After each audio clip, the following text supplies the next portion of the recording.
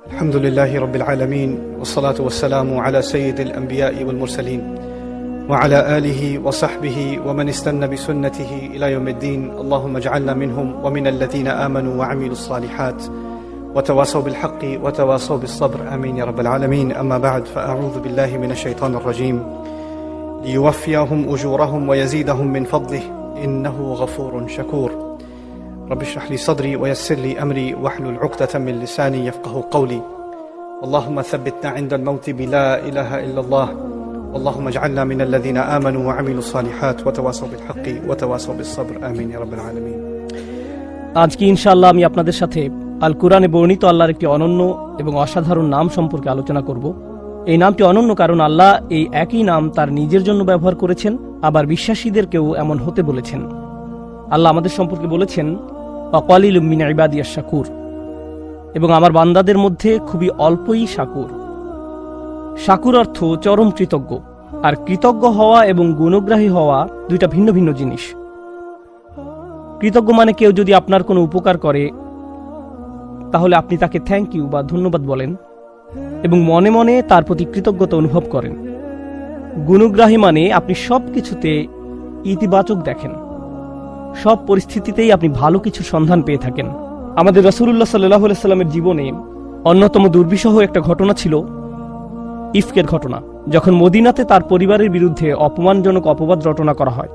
আর এই মিথ্যা অপবাদ রটনার কাজ 30 দিন পর্যন্ত চলতে থাকে।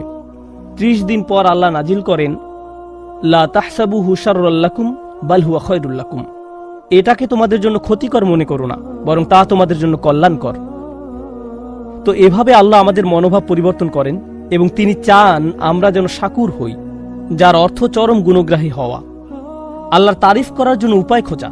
আর আমাদের জন্য ব্যাপারটা উপলব্ধি করা সহজ, কিন্তু আল্লাহ সব কিছুর মালিক, নিজেকে শাকুর বলছেন।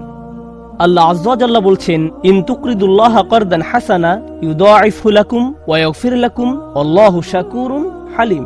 আল্লাহ গুণগ্রাহী, পরম ধৈর্যশীল। সূরা তাগাবুনের এই আয়াতে আল্লাহ নিজেকে শাকুর বলছেন, আর সূরা ফাতিরে তিনি নিজেকে 2 বার শাকুর বলেছেন।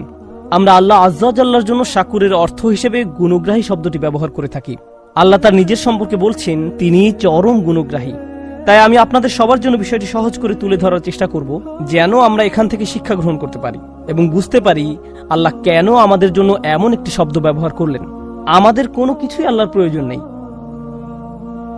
আমরা আমাদের সবকিছুর জন্য আল্লাহর মুখাপেক্ষী। আল্লাহ হলেন গানি, তিনি সব ধরনের প্রয়োজন থেকে মুক্ত। তিনি হলেন হালিম, কেউ তার প্রশংসা না করলেও, তার প্রতি কৃতজ্ঞতা প্রকাশ না করলেও তিনি নিজে নিজেই প্রশংসিত। কোনো কিছুর অস্তিত্ব না থাকলেও আল্লাহর প্রশংসা এবং কৃতজ্ঞতা এমনিতেই বর্তমান আছে। ওয়া আতাকুম মিন কুল্লি মা সাআলতুমু, যে সকল বস্তু তোমরা চেয়েছো তার প্রত্যেকটি থেকেই তিনি তোমাদেরকে দিয়েছেন। তোমাদের যা কিছুর প্রয়োজন হতো তার সবকিছুই আল্লাহ তোমাদেরকে দিয়েছেন। আমরা প্রতিনিয়ত তার নিকট কৃতজ্ঞতার ঋণে আবদ্ধ। আমাদের সম্ভাব্য প্রতিটি প্রয়োজন তিনি পূর্ণ করেছেন এবং এত অসংখ্য নিয়ামত দান করেছেন যে আমরা কোনোদিনও তার ঋণ পরিশোধ করতে সক্ষম হব না। যেমন এই কক্ষে উপবিষ্ট সবার দিকে তাকিয়ে দেখুন, আমাদের প্রায় সবাইকে দৃষ্টিশক্তি প্রদান করা হয়েছে। আমাদের সবারই উঠে দাঁড়ানোর এবং চলাফেরা করার ক্ষমতা রয়েছে। এই পৃথিবীতে এমন বহু মানুষ রয়েছে যারা দাঁড়াতে পারে না, হাঁটতে পারে না। আমরা যে ঘুমাতে পারি এটাকে আমরা কোনো নিয়ামতই মনে করি না। আমাদের হাতের আঙ্গুলগুলোকে আমরা কিছুই মনে করি না, মনে হয় যেন আমরা এগুলোর মালিক। এমন অনেক মানুষ রয়েছে যাদের হাত নেই বা প্যারালাইসিসের কারণে হাত নাড়াতে পারে না, হাসপাতালের বিছানায় শুয়ে শুয়ে চোখ ছাড়া আর কিছুই নাড়াতে পারে না, বা বাসায় পড়ে রয়েছে। ব্যাপারটা হলো এই পৃথিবীতে আমাদের যা কিছু আছে তার সবই মূল্যবান, আর আমরা এর মূল্য নির্ধারণ করি টাকার অঙ্কে। এখন যদি কেউ বলে আপনার পা কিনতে চাই, মূল্য কত? আপনার উভয় চোখ কত টাকা মূল্যে বিক্রি করবেন? আপনার ফুসফুস কিনতে চাই, আপনার পা কিনতে চাই, শুধু একটা কিনতে চাই, আমার উভয়টার দরকার নেই। আল্লাহর দেয়া এই মহামূল্যবান উপহারগুলো আমরা প্রতিদিন ব্যবহার করে চলেছি। প্রতিনিয়ত কোনো কিছুর ব্যবহার করতে থাকলে আমাদের কাছে তার মূল্য কমে যায়। এটা আর এমন কি, জাস্ট একটা পায়ের পাতা। আবার অভিযোগ করি এটা খালি চুলকায়। তো আমরা এই মহামূল্যবান উপহারগুলো, যেমন আমাদের শরীর, আমাদের শরীরে বিভিন্ন অঙ্গ প্রত্যঙ্গ, আমাদের পরিবার, বাতাস, ভূমি যার উপর আমরা দাঁড়িয়ে আছি। আচ্ছা, কোনো কারণে ভূমিকম্প হচ্ছে না? পৃথিবী সম্পর্কে একটা গুরুত্বপূর্ণ ব্যাপার আপনাদের বলছি। আল্লাহ পৃথিবীকে তৈরি করেছেন তার অনুগত করে। আর যারা আল্লাহর নিকট আত্মসমর্পিত তারা কখনো আল্লাহর অবাধ্যতা সহ্য করতে পারে না। মনোযোগ দিয়ে শুনুন, যা কিছুই আল্লাহর বশ্যতা স্বীকার করে নিয়েছে তার নিকট আল্লাহর অবাধ্যতা অসহনীয়। আর পৃথিবীর উপর বিচরণকারী মানব সম্প্রদায় আল্লাহর অবাধ্যতা করে যাচ্ছে প্রতিনিয়ত। আর যখন তারা আল্লাহর অবাধ্যতায় লিপ্ত হয় তখন পৃথিবী তাদেরকে চূর্ণ বিচূর্ণ করে দিতে চায়। পৃথিবী ওইসব মানুষদের ধ্বংস করতে চায় যারা আল্লাহর অবাধ্যতায় লিপ্ত। আল্লাহ বর্ণনা করেন, প্রতিবার যখন কেউ বলে আল্লাহ সন্তান গ্রহণ করেছেন, তাকাদুস সামাওয়াতু ইয়াতাফাত্তারনা মিনহু ওয়া তানশাক্কুল আরদ, এতে 7 আসমান ফেটে পড়ার উপক্রম হয় যখন কেউ বলে আল্লাহ সন্তান গ্রহণ করেছেন। তারা এমন জঘন্য কথা সহ্য করতে পারে না। এমনকি পৃথিবীও খণ্ড বিখণ্ড হয়ে যাওয়ার উপক্রম হয় যখন কেউ এমন পাপপূর্ণ কথা উচ্চারণ করে। আর এই জমিন মানব জাতির অসংখ্য পাপ সহ্য করে যাচ্ছে প্রতিদিন। সবকিছু চূর্ণ বিচূর্ণ করে দেওয়ার জন্য এটি আল্লাহর কাছে অনুমতি ভিক্ষা করতে থাকে, আর আল্লাহ একে থামিয়ে রাখেন। পরিশেষে কিয়ামতের দিন আল্লাহ পৃথিবীকে অনুমতি প্রদান করবেন, আদেশ নয়, পৃথিবীকে অনুমতি প্রদান করবেন। বিআন্না রাব্বাকা আওহা লাহা, আল্লাহ একে অনুমতি দিবেন যেন এতদিন যাবৎ সে তার ভেতরে যত যাতনা বহন করে চলেছিল তা উগরে ফেলতে পারে। এত সব পাপ নিয়ে আমরা যখন পৃথিবীর উপর দিয়ে চলতে থাকি, এটি যে কম্পন সৃষ্টি করে আমাদেরকে ধ্বংস করে না তার জন্য আমরা কতটুকু কৃতজ্ঞ। আমাদের প্রতি আল্লাহ নিয়ামত গুণে শেষ করা যাবে না। আল্লাহ আমাদের যে অসংখ্য অগণিত উপহার দান করেছেন তা আমাদের ক্ষুদ্র মস্তিষ্কের ধারণা ক্ষমতার বাহিরে। এজন্য পৃথিবীর সবচেয়ে কৃতজ্ঞ মানুষের কথা মনে করুন। এক্ষেত্রে আমার মনে পড়ে ইব্রাহিম আলাইহিস সালামের কথা। ইব্রাহিম আলাইহিস সালামের গোটা জিন্দিগি ছিল আল্লাহর প্রতি কৃতজ্ঞতার জিন্দিগি।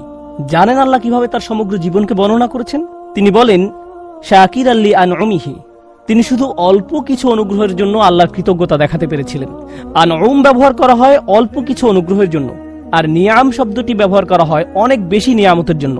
অর্থাৎ আল্লাহর অসাধারণ বান্দা ইব্রাহিম আলাইহিস সালামের মতো ব্যক্তিও যদি তার সমগ্র জীবন আল্লাহর প্রতি কৃতজ্ঞতা প্রকাশে ব্যয় করেন, তিনি শুধু সামান্য কয়টি নিয়ামতের শুকরিয়া আদায় করতে পারবেন আল্লাহ তাকে যত কিছু দিয়েছেন তার তুলনায়। এরপর তিনি বলেন, ওয়া ইন তাউদ্দু নি'মাতাল্লাহি লা তুহসুহা, যদি তোমরা আল্লাহর শুধু একটি অনুগ্রহ পুরোপুরি উপলব্ধির চেষ্টা করো, তোমরা সম্পূর্ণরূপে এটি গণনা করতে সমর্থ হবে না। আল্লাহর সকল অনুগ্রহ নয়, শুধু একটি নি'মাতাল্লাহ লা তুহসুহা, উদাহরণস্বরূপ চিন্তা করার সামর্থ্য, শুধু একটি অনুগ্রহ। আল্লাহর এই একটি অনুগ্রহ প্রতিদিন প্রতি মিনিটে কতভাবে আমার উপকার করে, আমি আল্লাহর শুধু একটি অনুগ্রহের উপকার গণনা করে শেষ করতে পারবো না। কিভাবে আমি আমার প্রতি তার প্রদত্ত সকল অনুগ্রহের শুকরিয়া আদায় করব?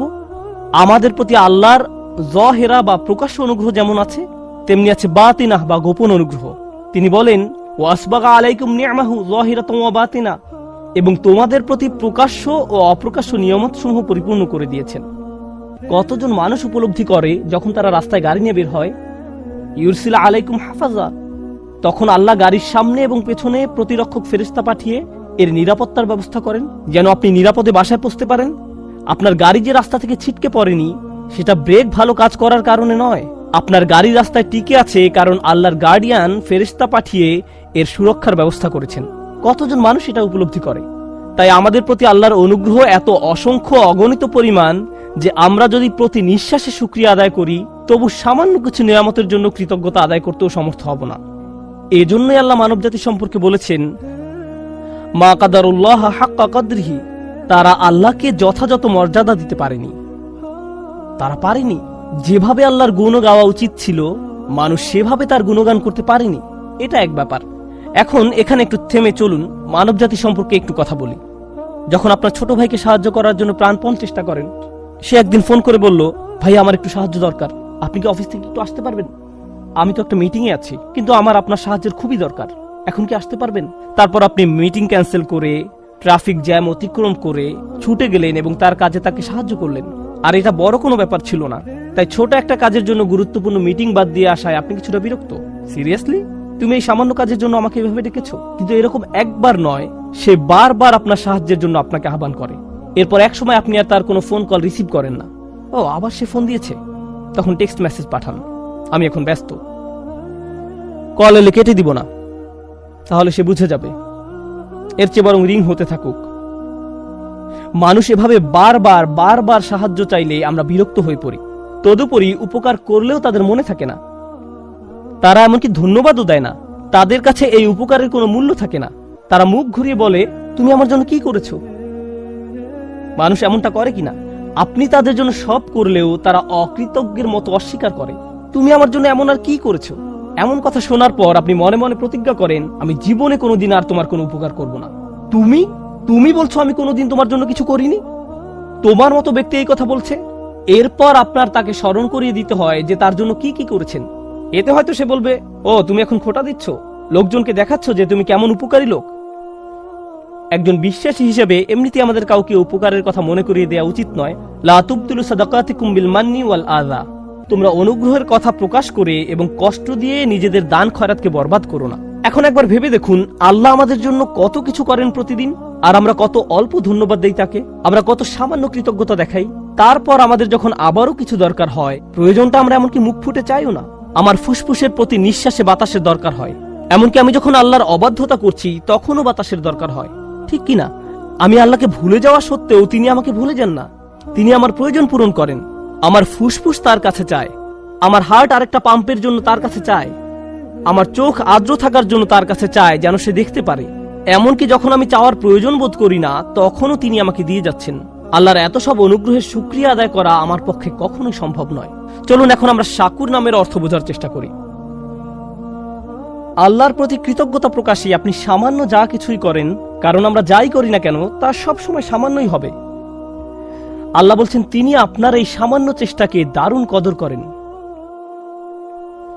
ইয়া রব, আপনি আমাদের জন্য সবকিছু করেন। যেমন আপনাদের একটা উদাহরণ দিচ্ছি, আপনার প্রতিটি পয়সা, প্রতিটি র্যান্ড, একজন আমেরিকানের প্রতিটি ডলার, একজন পাকিস্তানের প্রতিটি রুপি, ব্যাংকে আপনার যত টাকা আছে, আপনার পকেটে যত টাকা আছে, ডেবিট কার্ড, ক্রেডিট কার্ড, যাই থাকুক না কেন, এর সবকিছু এসেছে আল্লাহর কাছ থেকে। তিনি আপনাকে প্রতিটি পয়সা দান করেছেন, আর আপনি তার থেকে খুবই সামান্য একটা পার্সেন্টেজ দান করলেন। কেউ আপনার দরজায় এসে করাঘাত করলো, আপনি তাকে সামান্য কিছু দান করলেন, কিন্তু আল্লাহ আপনাকে যা দিয়েছেন তার প্রায় সবটাই এখন আপনার কাছে রয়ে গেছে। আর আল্লাহ ভালো করেই জানেন যে আপনি অধিকাংশই নিজের কাছে রেখে দিয়েছেন। এখন আল্লাহ বলছেন, আমি তোমার এই সামান্য দানের মহা গুণগ্রাহী। সুবহানাল্লাহ, সুবহানাল্লাহ। প্রথমত এই টাকাটা তো আমার ছিল না, এই টাকাটা তো আল্লাহরই, এটা তো আমার ছিল না। আল্লাহ আমাকে দিয়েছেন এত পরিমাণ, আর আমি দান করেছি এতটুকু পরিমাণ। কিন্তু আল্লাহ এই অল্প দানেরও দারুণ কদর করে থাকেন। তিনি আমার এই নগণ্য দানও স্বীকার করেন। আমাদের প্রতি আল্লাহর নাম আশ-শাকুরের অনুগ্রহ এটি, আশ-শাকুর নামের অনুগ্রহ এটি। আর শাকুর নামটি আরো দুইটি নামের সাথে যৌথভাবে এসেছে, গফুরুন শাকুর এবং শাকুরুন হালিম। আমার কাছে এই ব্যাপারটা অসাধারণ চমকপ্রদ লেগেছে। গফুরুন শাকুর মানে আমরা যখন নামাজ পড়ি, আল্লাহ আমাদের নামাজ পড়া পছন্দ করেন। আর আমাদের নামাজে কত শত ভুল থাকে। নামাজে কত মানুষ দুনিয়াবী বিষয় নিয়ে চিন্তা করে, কত মানুষ চিন্তা করে তারাবি কি 14 নাকি 15 রাকাত হলো, কতজন মানুষের রুকু সিজদা নিখুঁত হয় এবং অন্তর আল্লাহর দিকে ঝুঁকে থাকে, কতজন মানুষ এটা অর্জন করতে পারে। এত সব ভুল থাকা সত্ত্বেও আল্লাহ কি করেন? মনে করুন নামাজ যদি একটি বিল্ডিং নির্মাণ করার মতো হয়, আপনি আল্লাহকে দিয়েছেন কয়েকটি ভাঙা ইট মাত্র। আল্লাহ কি করেন? আল্লাহ আপনার এই সামান্য ভাঙা ইটের টুকরাগুলো নিয়ে আপনার জন্য বিশাল এক দালান তৈরি করে দেন। তারপর তিনি কি করেন? গাফুর নামের দয়া এটাকে পূর্ণ এক দালানে পরিণত করার পর তিনি কি করেন? তিনি আপনার এই নামাজ পড়াকে সমাদর করেন, এই সুন্দর বিল্ডিং এর সমাদর করেন যেটা আপনি নির্মাণ করেননি। এভাবেই আল্লাহ আমাদের জন্য গাফুরুন শাকুর, অর্থাৎ এমনকি আমাদের সওয়াবের কাজেও ত্রুটি রয়েছে, খুঁত রয়েছে। প্রথমে আল্লাহ স্বয়ং ওই ত্রুটি বিচ্যুতিগুলো দূর করে দিবেন, তারপর আমাদের এই ত্রুটিপূর্ণ ভঙ্গুর প্রচেষ্টাগুলোর জন্য আমাদের প্রশংসা করেন। ইবাদত সঠিকভাবে পালন করতে ব্যর্থ হওয়ায় আমি যে দুঃখজনক অজুহাতগুলো দেখাই তা তিনি ঢেকে দেন। তারপর তিনি আমার এই প্রচেষ্টাকে অ্যাপ্রিসিয়েট করেন। ইনি আল্লাহু গফুরুন শাকুর। এটা আল্লাহ ছাড়া আর কেউ করতে পারে না। যদি আপনার বসের কোনো কাজ কোনো রকমে করে দেন, মামুলি ভাবে করে দেন, তিনি আপনাকে অমুক একটা প্রজেক্ট করতে দিয়েছেন, 30 পৃষ্ঠার রিপোর্ট তৈরি করতে বলেছিলেন, আপনি মাত্র 2 পৃষ্ঠা লিখে বসের হাতে তুলে দিলেন, তারপর বললেন আপনার খুশি হওয়া উচিত, আমি তো 2 পৃষ্ঠা লিখেছি। কি হবে ভাবতে পারছেন? মানুষের পক্ষে কোনোদিন আল্লাহর মতো গফুরুন শাকুর হওয়া সম্ভব নয়। যদি প্রত্যাশার চেয়ে কম করেন, তাহলে যার জন্য কাজটি করেছেন তিনি আপনার প্রতি ক্রোধান্বিত হয়ে পড়বেন। কিন্তু আল্লাহ বলছেন, তুমি তো অন্তত চেষ্টা করেছো, আমি তোমার ত্রুটিগুলো ঢেকে দিচ্ছি। আন ইয়াজিদাহুম মিন ফাদলি, তিনি যে শুধু আপনার ত্রুটিগুলো ঢেকে দেন তাই নয়, তিনি ভালো কাজের এত সমাদর করেন যে তদুপরি তিনি আপনাকে পুরস্কৃত করেন। ইয়াজিদাহুম মিন ফাদলি। সবশেষে মানুষ যখন জান্নাতে গিয়ে উপনীত হবে, তারা আল্লাহকে স্মরণ করবে। কিন্তু কিভাবে তারা আল্লাহকে স্মরণ করবে? মনোযোগ দিয়ে শুনুন। তারা আল্লাহর প্রতি কৃতজ্ঞতা প্রকাশ করবে তাদের দুঃখগুলো দূর করে দেওয়ার জন্য। তারা বলবে, আল্লাহ তার নাম পূর্ণ করেছেন। কোন নাম? আল্লাহ আমাদের সবগুলো ত্রুটি ঢেকে দিয়েছেন, আর তিনি আমাদের প্রচেষ্টাগুলো সমাদর করেছেন, এবং আমরা যা করেছি তার চেয়েও অনেক বেশি দিয়েছেন। তিনি বলেছিলেন এমনটি তিনি করবেন। আর শুধু এ কারণেই আজকে আমরা জান্নাতে, কারণ আমাদের কাজগুলো যথেষ্ট নয়, আমাদের প্রচেষ্টাগুলো যথেষ্ট নয়। তো মানুষ জান্নাতে প্রবেশ করার পর ব্যাপারটা আরো ভালোভাবে বুঝতে পারবে। শাকুরের সাথে সম্বন্ধযুক্ত আল্লাহর আরেকটি নাম হলো হালিম। এটাও আল্লাহর খুবই শক্তিশালী একটি নাম। হালিম এর অনেকগুলো অর্থ রয়েছে, একটি অর্থ তুলে ধরব। হালিম বলতে বোঝায় এমন কাউকে, আপনি যখন ভুল করেন, কয়েক মিনিট আগে আমি বলেছিলাম আমাদের ভালো কাজ জান্নাতে যাওয়ার জন্য যথেষ্ট নয়। আমরা এখন সেটা সম্পর্কে কথা বলছি না। আমরা এখন কথা বলছি আমার আর আপনার ভুল কিছু করা সম্পর্কে, কোনো পাপ করা সম্পর্কে, খারাপ কিছু করা সম্পর্কে। দুনিয়ার এই জীবনে আপনি যখন খারাপ কিছু করেন, কোনো পাপ কাজ করেন, যখন মিথ্যা বলেন, প্রতারণা করেন, যখন কাউকে কষ্ট দেন, অপমান করেন, এই জীবনে যখন এমন ধরনের কিছু করেন, তখন এত সব কিছুর পর তাদের জন্য আপনাকে ভালোবাসা কঠিন হয়ে পড়ে, খুবই কঠিন। মা আপনাকে জড়িয়ে ধরতে চায়, কিন্তু আপনি যদি আপনার মাকে ধমক দিয়ে কথা বলেন, চিৎকার চেঁচামেচি করেন, কোনো কোনো মানুষ এমনকি মারধরও করে, আল্লাহ তাদেরকে ক্ষমা করুন এবং তাদেরকে তওবা করার সুযোগ দান করুন। যদি কোনো সন্তান এমন কিছু করে, তাহলে মায়ের জন্য কি কঠিন হয়ে পড়ে? জড়িয়ে ধরা এবং বলা যে আমি তার পরেও তোমাকে ভালোবাসি। সন্তানের এই অন্যায়ের কারণে মুখে হাসি ফোটানো কঠিন হয়ে পড়ে। তিনি সহ্য করবেন, অন্তরে ব্যথা পাবেন, এবং সন্তানের জন্য ভালোবাসা তখন আর তার থাকবে না। হিলম শব্দের অর্থ হলো সেই ব্যক্তির জন্য আপনার ভালোবাসা এবং যত্ন আছে যে আপনার প্রতি অন্যায় আচরণ করেছে, তারপরেও আপনার হিলম রয়েছে, তারপরেও আপনার ভালোবাসা রয়েছে, যত্ন রয়েছে। এখন এটা নিয়ে চিন্তা করুন, আমরা সামান্য কিছু ভালো কাজ করি, যদিও তা পারফেক্ট হয় না, আগে এ সম্পর্কে বলেছি, কিন্তু আমরা অগণিত খারাপ কাজ করে যাই, ভুলে যাই, বলা উচিত হয়নি এমন কথা বলে ফেলি, তাকানো উচিত নয় এমন কিছুর দিকে তাকিয়ে ফেলি, এমন কাজ করি যা করা উচিত নয়, মানুষের বিরুদ্ধে অন্যায় করি, আল্লাহর বিরুদ্ধে অন্যায় করি। এমন কাজ করলে মানুষ কি করে? কেউ যদি জানে অমুক তার প্রতি অন্যায় করেছে, আপনি যদি জানেন অমুক ব্যক্তি আপনাকে অপমান করেছে, তখন সে যা কিছুই করুক না কেন তাতে কিছু আসে যায় না। আপনি তখন শুধু তার ব্যাপারে একটা জিনিসই মনে রাখেন, সেটা কি? ওই লোকটা আমাকে অপমান করেছে, আমি তার সাথে কথা বলতে চাই না। সে লোক হয়তো হজ করেছে, সে হয়তো দান খয়রাত করে, এতিমের দেখাশোনা করে, কোরআন মুখস্থ করে, সে হয়তো প্রতি রাতে তাহাজ্জুদ পড়ে, কিন্তু আপনি তার কোনো কিছুরই পরোয়া করেন না। সে আমাকে অপমান করেছে, আমি তাকে পছন্দ করি না, আমি তার সাথে কথাও বলতে চাই না, আমি জানি সে কেমন লোক। কেউ যদি আমাদের বিরুদ্ধে কোনো অন্যায় করে, আমরা মনে করি ওই লোক আর মানুষ না, সে তখন ওই একটা অপরাধে পরিণত হয়। সে ব্যক্তি মানে ওই অপরাধ, তাকে দেখলেই অপরাধটা চোখের সামনে ভেসে ওঠে। সে যা কিছু ভালো কাজ করেছে সব অদৃশ্য হয়ে যায়, এসবের আর কোনো অস্তিত্ব নেই। আল্লাহ আজ্জা ওয়া জাল্লা নিজেকে শাকুরুন হালিম হিসেবে উপস্থাপন করার মাধ্যমে বলছেন, তিনি আমাদের ক্ষুদ্রতম ভালো কাজেরও সমাদর করেন। তিনি আমাদের ভয়ানক অন্যায় কাজের কারণে আমাদের ভালো কাজগুলো মুছে দেন না, তিনি ডিলিট করে দেন না। তিনি ভালো কাজগুলো স্বীকার করেন, মুছে দেন না, কিন্তু মানুষ এই কাজ করে। এজন্য তিনি শাকুর এবং হালিম। পাপ করা সত্ত্বেও তিনি আমাদেরকে ভালোবাসেন, তবু তিনি তাদেরকে ভালোবাসেন এবং তাদের ভালো কাজের সমাদর করেন, তাদের ভুল কাজগুলো সত্ত্বেও। ভাবতে পারেন, আয়েশা রাদিয়াল্লাহু তাআলা আনহা হলেন আমাদের মা।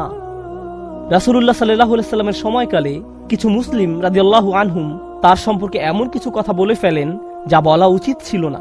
তারা এই অন্যায় কাজে জড়িয়ে পড়ে। যখন তারা এসব বলা বলি করছিল, আবু বকর রাদিয়াল্লাহু তাআলা আনহু খুবই মনক্ষুণ্ণ হয়ে পড়েন। তিনি ছিলেন আয়েশার বাবা, তিনি আবার রাসূলুল্লাহ সাল্লাল্লাহু আলাইহি সাল্লামের খুব কাছের মানুষ ছিলেন।